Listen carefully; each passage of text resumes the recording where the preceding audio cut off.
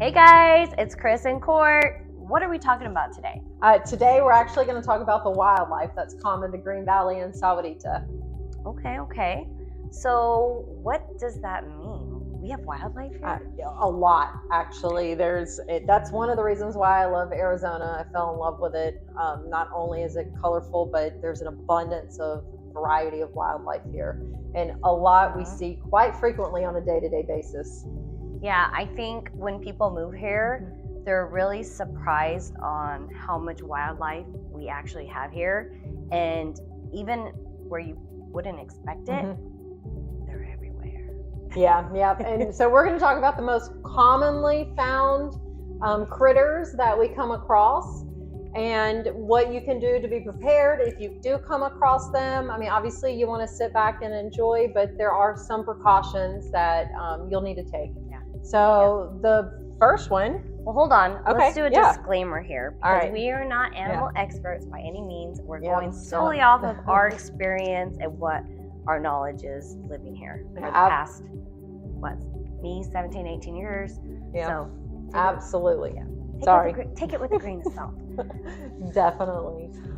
So one of the most favorites, and sometimes not the most favorites, but are javelinas. So we do have a lot of javelina around. They love to live in the washes and underneath the brush. They'll come out in droves. You'll see these large herds come out generally in the morning and in the evening times. In Rancho Sahuarita, we actually get a lot of them late at night. They'll be rummaging through our trash cans. So I've seen herds of 30 or 30 or more, and they'll be at my house, my neighbors, this and that, and we're all trying to get them out. Or sometimes you don't hear them at all, and there's just trash down the street, and everyone's out picking up their trash. Especially pumpkins during Halloween. It's not a kid grabbing your pumpkin and throwing it and smashing it. Yep. They're coming through and they're having a feast as well. Yeah, I had that our first Halloween, actually. I was like, why is our pumpkin down the street? And that's one of, we moved in July and So, but they're very vocal and social animals. You do want to keep your distance from them, especially when they have babies, which I'm an animal lover, and the other babies are super teeny tiny, super cute, but they can be aggressive, just like any mama, trying to protect the baby. Yes. So just keep your distance.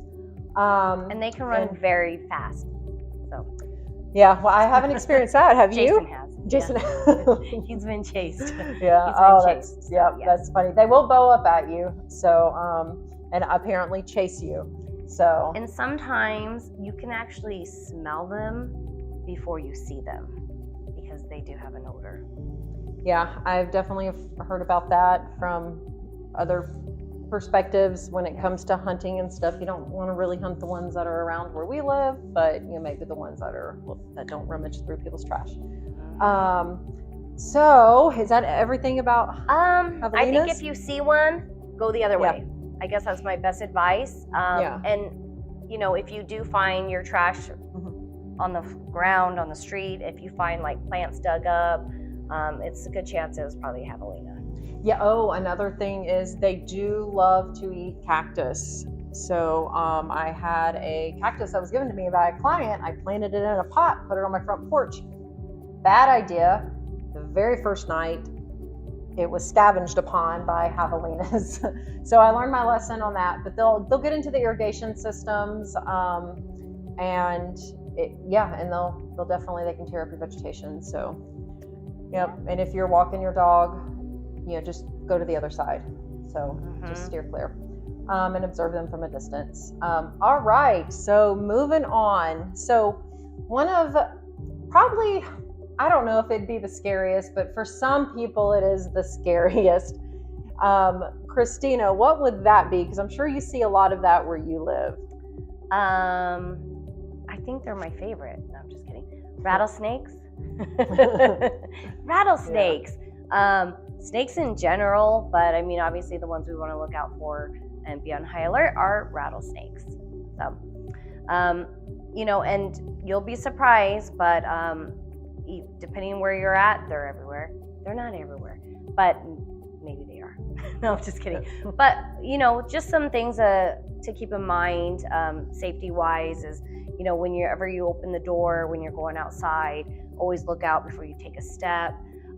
When I'm showing homes for my clients, I'm always like, they're always going by bushes or picking something up, like by a bush. I'm like, no, don't do that. And so I actually educate them, like, why we don't do that. Because there's so many times you'll hear it on the news, a newspaper, somebody's gotten bitten because they were gardening and they put their hand in a bush and got bit. So not to freak you out or anything, obviously we're in their land, their home, right? So just some things to keep in mind. And if you do come across a rattlesnake, there are people sometimes in the neighborhood are friendly enough to, and not friendly enough, but to help you with the fire stations. Actually, the fire department will actually come and remove the snakes for you. But, yeah. So I guess what I was trying to say, there are some people in the neighborhoods that, you know, and it's such a great community and area. You can call them or put on Facebook, hey, can somebody help me out? And so many people volunteer to come out and like help you remove the snake. If not the fire department, because they can as well. Yep, absolutely. I will say, I've been here going on almost 6 years, and I do see rattlesnakes. I've seen them hiking, or actually not quite seen them hiking, but I've heard them hiking. And I see them out in the roads, but I've never had one in my yard whatsoever. I know Green Valley, my clients that live in Green Valley, they've come across them in their yard a little bit more frequently than Rancho Sahuarita, but they are here, they're present, and you will see them, especially in the roads, and a lot of times, unfortunately, as roadkill. But we're not here to freak you out. They're there, but I don't think people come across them as frequently as what you would expect. Yeah, I feel like you see more like javelinas. I do. Those are way more common in my opinion. Yeah. Yep. All right. So moving on, we're gonna move into. This is actually one of the critters that I first heard about when we PCS'd to Arizona was scorpions.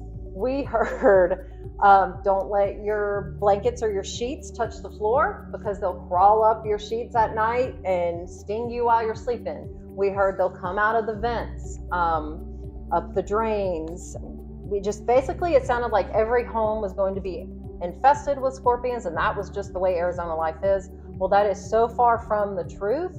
I will tell you that within the 6 years of living here, we've only ever had 3 scorpions in our home.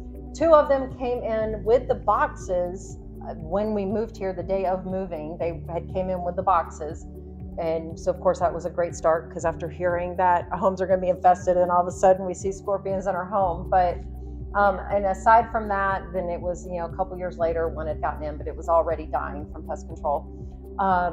It's just, they're there. They might be on your back walls. They eat the bugs. They're actually pretty cool, but if you keep up with your pest control, you shouldn't have any issues of scorpions.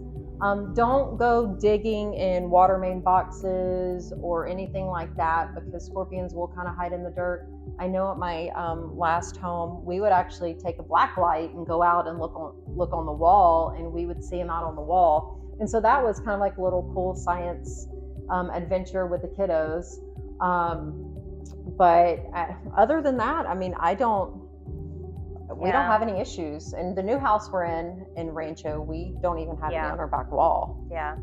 Well, then let's move on to, I do want to add one thing about scorpion. I do know a couple people that have been stung, and I guess it depends on your pain tolerance, but when we first moved here, our neighbor, she had one in her house, but it was in her potato bin where she keeps her potatoes, and she got stung, and she said that really hurt. But I had another client that was camping and got stung, and he's like, it was kind of like a bad bee sting.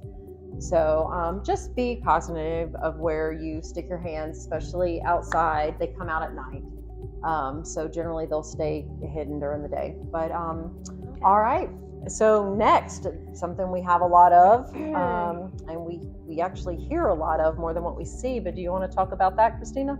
Okay, so coyotes. You hear them more at night. You're going to hear this sound and you'll be like, what the heck is that? okay? It sounds really funny, almost kind of like hyenas, right? Yeah. Partying, dancing, whatever. Crazy. Those are coyotes. You will see them Green Valley, Sahuarita, doesn't matter where you're at, they're gonna find their way to you. So in the summer, you may see less of them, and they will only come out at night. But I find that, and this is my personal experience, at nighttime, especially in the fall and winter time, you will hear them. They're very, very vocal.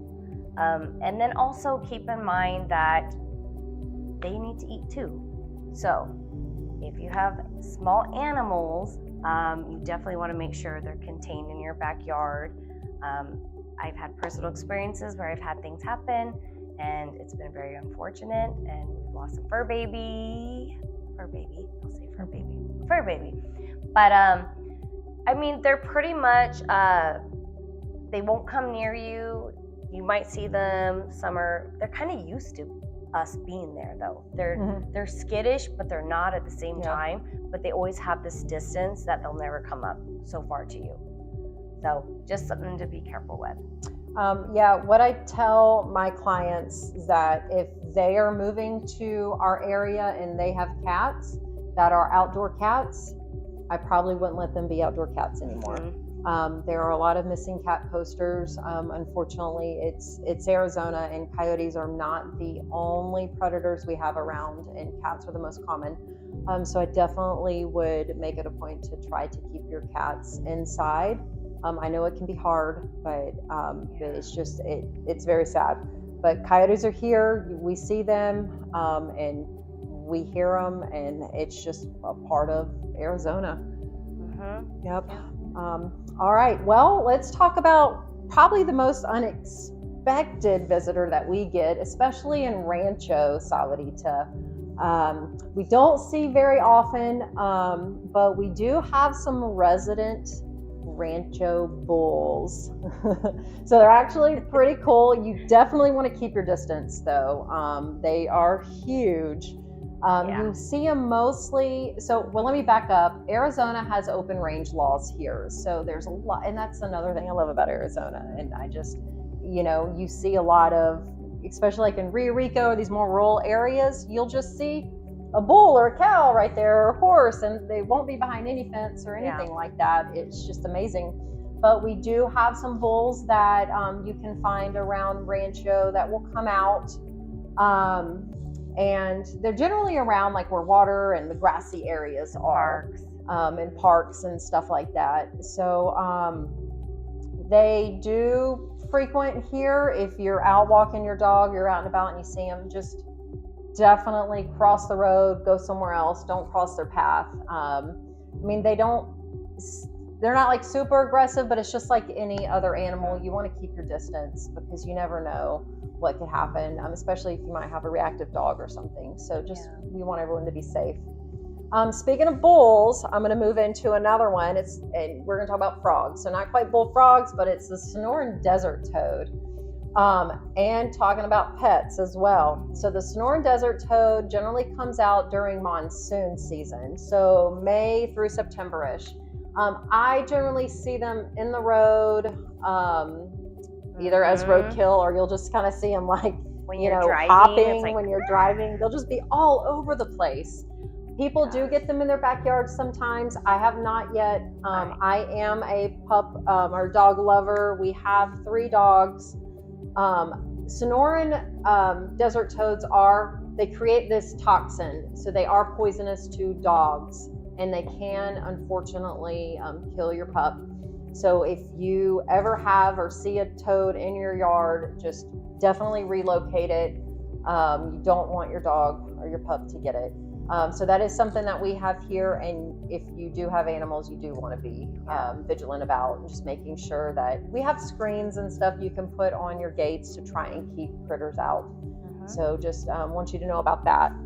I've had experience with this because I get them a lot where I live, and my husband has got rid of it, and I swear it finds its way back. So, but I live on 5 acres in Sahuarita, so it's a little different than actually living in Rancho.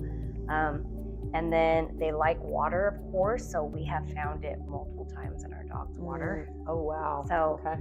But yeah, I mean, they're cute though. Yeah, they are. I mean, like I said before, I love all critters, but you do definitely need to respect them. Okay, so let's talk about, I mean, I guess this would kind of go along the lines of coyotes, but this one you just don't see as frequent as coyotes. No. So go ahead and share the next one. It doesn't matter where you live, even in Tucson, like people see bobcats all the time. And so they are like coyotes in the sense that you want to be very careful with your small animals. I think they're a little more, not scarier, but a little more, you need to be more aware of because they're so stealthy, I guess you could say. And you might think like something happened, like, oh, what happened to my Mr. Fluffy, my little doggy? It might not have been a coyote, it could have been a bobcat. Especially behind a block wall or a fence, because they're the ones I will actually climb. A coyote's not going to climb. They've been seen on high walls, they've been seen on people's rooftops. Yep. So, but I have seen them. They're so little and they're so cute, but don't let that mistake you for what they're capable of. But they're very pretty animals as well. Yeah, absolutely. Okay, so we have one more. I mean, we could go all day on this topic, but we do have one more that we want to talk about, and it's pack rats. So we have pack rats. I know I've dealt with pack rats. I'm sure you deal with them out where you're at. I mean, they're everywhere. My experience with pack rats, they collect anything and everything, and they put it into their nest, right? So you'll find they're mini hoarders. They are. They do. They like to hoard. So I had a built-in grill at my old house, and I didn't know for a while, but there was a pack rat family. We never saw signs outside, or never had them inside the house or anything like that. But when we went to actually move out, and I was cleaning the grill, and I took the grill thing off the grate, and I was like, what is my dish rag doing down there? I'm like, that's my kid's toy. And there was so many different random things down there. And that's when we had realized, oh, well, we've got there's pack rats. I've had a client that lived in a rural area, and their car, the wiring of their car, the pack rats just tore it up, and he didn't know until he was driving down the interstate, and the electronics on his vehicle just started going haywire. So pack rats are definitely a thing. They're around, especially if you're in a rural area or you back a wash or anything like that. We definitely see activity. One thing, if you don't have a garage or you park outside and you do live in more rural areas, you can put lights underneath your car. That seems to deter them. Solar lights. I've seen people have the string light, the tube string lighting. Just the strip LED lights. Yes. They'll have those underneath their car, or just the solar lights. That's what we have, because we park outside. And even in Green Valley, they have some pack rats there as well, in the neighborhood. But I mean, I've seen people have the same things, and it's just kind of it's kind of a normal everyday thing here.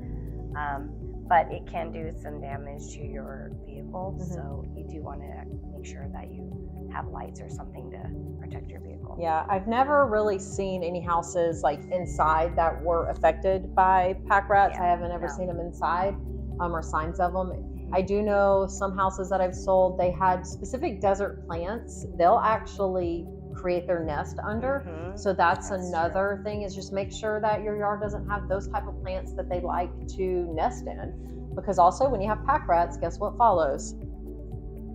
Rattlesnakes. So it's just preventative measures, and try to do what you can to mitigate certain animals. But other than that, I mean, I absolutely have fallen in love with Arizona, everything about Arizona, to include all critters. And it's just, we're in their space. So so every client that I have that are not from Arizona, one of the first things they say is I am surprised of how much wildlife we see compared to other states. I mean, you can go out and you'll see wildlife, but where they're living in the suburban areas, they're like, oh my God, it's everywhere. And it's actually really beautiful, and it's a great thing to experience. Yeah, absolutely. Well, like I said, I know we could talk all day, but Yeah, yep. we have some funny stories. We're gonna.